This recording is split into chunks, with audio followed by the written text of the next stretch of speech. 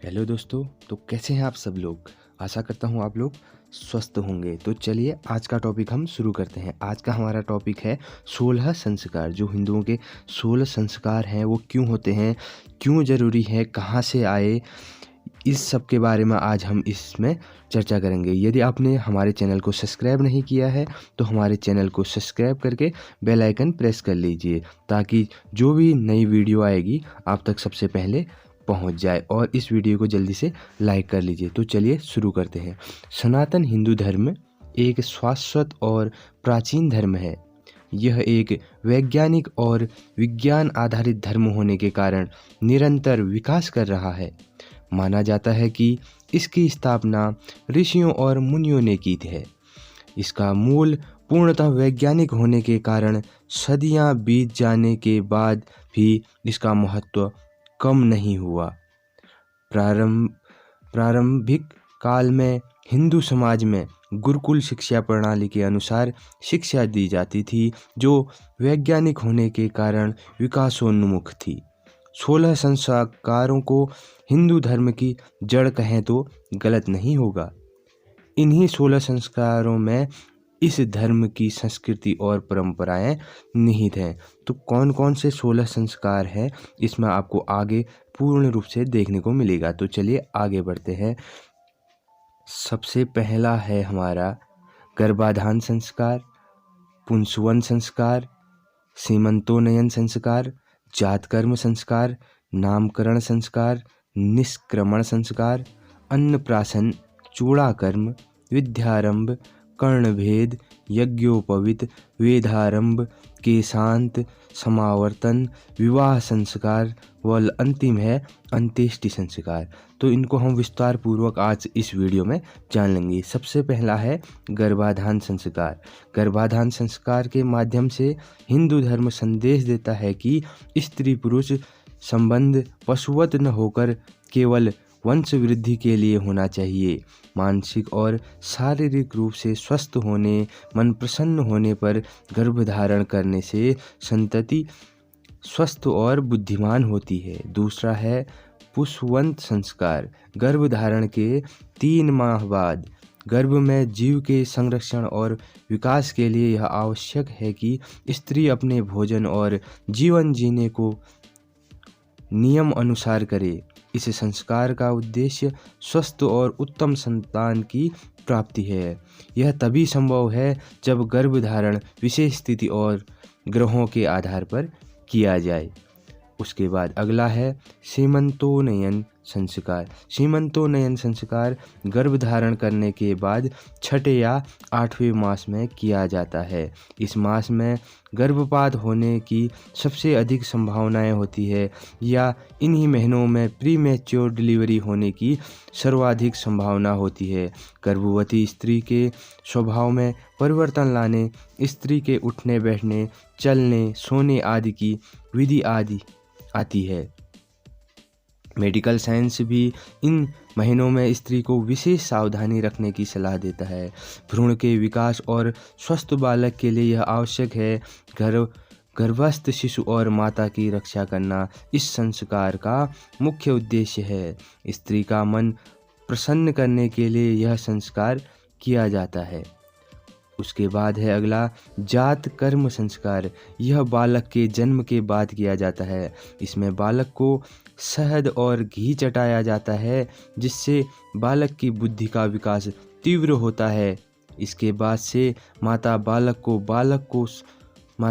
को स्तनपान कराना शुरू करती है। इस संस्कार की वैज्ञानिकता है कि बालक के लिए माता का दूध ही श्रेष्ठ भोजन है। उसके बाद अगला है नामकरण संस्कार। इस संस्कार का बहुत अधिक महत्व है।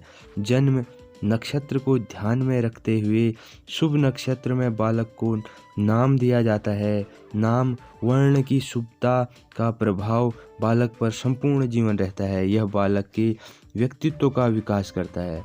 निष्क्रमण संस्कार। इस संस्कार में बालक को सूर्य चंद्र की ज्योति के दर्शन कराए जाते हैं। जन्म के 4थे मास में यह संस्कार किया जाता है।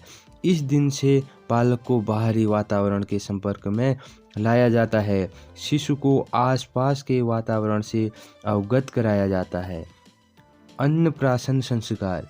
इस संस्कार के बाद से बालक को माता के दूध के अतिरिक्त अन्य खाद्य पदार्थ देने शुरू किए जाते हैं। चिकित्सा विज्ञान भी यही कहता है कि एक समय सीमा के बाद बालक का पोषण केवल दूध से नहीं हो सकता, उसे अन्य पदार्थों की भी ज़रूरत होती है। इस संस्कार का उद्देश्य खाद्य पदार्थों से बालक का शारीरिक और मानसिक विकास करना है। यही इसकी वैज्ञानिकता है। उसके बाद आता है चूड़ाकर्म संस्कार। इसे मुंडन संस्कार के नाम से भी जाना जाता है।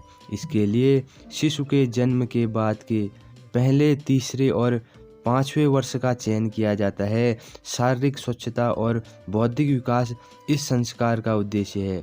माता के गर्भ में रहने के समय और जन्म के बाद दूषित कीटाणुओं से मुक्त करने के लिए यह संस्कार किया जाता है। स्वच्छता से शारीरिक, मानसिक और बौद्धिक विकास अधिक तीव्र गति से होता है, यह विज्ञान भी मानता है। विद्यारंभ संस्कार। विद्यारंभ का अभिप्राय बालक को शिक्षा के प्रारंभिक स्तर से परिचित कराना है। प्राचीन काल में जब गुरुकुल की परंपरा थी तो बालक को वेदाभ्यास के लिए भेजने से पहले घर में अक्षर बोध कराया जाता था। माँ बाप तथा गुरुजन पहले उसे मौखिक रूप से श्लोक, पौराणिक कथाओं आदि का अभ्यास करा दिया करते थे ताकि गुरुकुल में कठिनाई न हो। हमारा शास्त्र विद्यानुरागी है। विद्या अथवा ज्ञान ही मनुष्य की आत्मिक उन्नति का साधन है। शिक्षा विज्ञान की ओर प्रथम कदम है, यही यह संस्कार बताता है। उसके बाद आ जाता है कर्णभेद संस्कार। इस संस्कार का आधार बिल्कुल वैज्ञानिक है। बालक की शारीरिक व्याधि से रक्षा ही इसका मूल उद्देश्य है। प्रकृति प्रदत्त इस शरीर के सारे अंग महत्वपूर्ण हैं। कान हमारे श्रवण द्वार हैं। कर्ण भेदन से व्याधियाँ दूर होती हैं तथा श्रवण शक्ति भी बढ़ती है। यज्ञोपवीत संस्कार। बच्चे की धार्मिक और आध्यात्मिक उन्नति के लिए यह संस्कार किया जाता है। इसमें जनेऊ धारण कराया जाता है। इस संस्कार का संबंध लघु या दीर्घ शंका के बाद स्वच्छता से है। इसे कान में लपेटने से एक्यूप्रेशर पर दबाव बढ़ता है, जिससे लघु या दीर्घ शंका से बिना किसी कष्ट के निदान हो जाता है। विद्यारंभ संस्कार।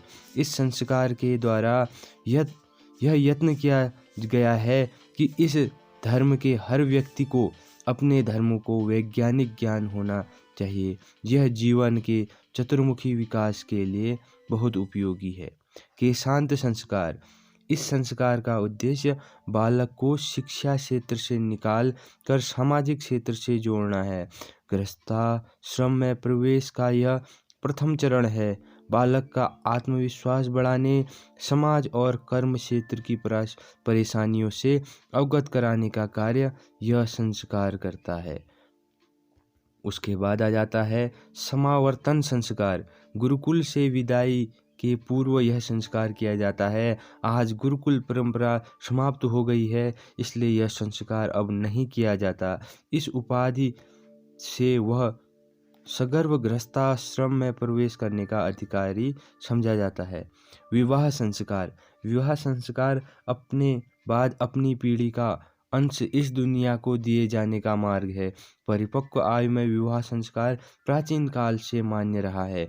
सामाजिक बंधनों में बांधने और अपने कर्मों से न भागने देने के लिए बच्चों को विवाह संस्कार करके एक अदृश्य डोर में बांध दिया जाता है। अंत्येष्टि संस्कार। जब मनुष्य का शरीर इस संसार के कर्म करने योग्य नहीं रह जाता है, मन की उमंग भी समाप्त हो जाती है, तब इस शरीर का जीव उड़ जाता है। पंचतत्वों से बने इस नश्वर शरीर के दाह संस्कार का विधान है। इससे शरीर के वायरस और बैक्टीरिया समाप्त हो जाएं, क्योंकि जैसे ही इस शरीर का जीव निकलता है, शरीर पर वायरस और बैक्टीरिया का जबरदस्त हमला होता है। इस प्रकार यह भी एक वैज्ञानिक संस्कार है। तो ये थे हिंदू धर्म के 16 संस्कार अनुसार जो आज के समय में वैज्ञानिक भी मानते हैं। तो यह वीडियो आपको कैसी लगे हमें कमेंट करके ज़रूर बताएं और ऐसे ही नॉलेजेबल अन्य वीडियोज़ के लिए हमारे चैनल को सब्सक्राइब कर लीजिए।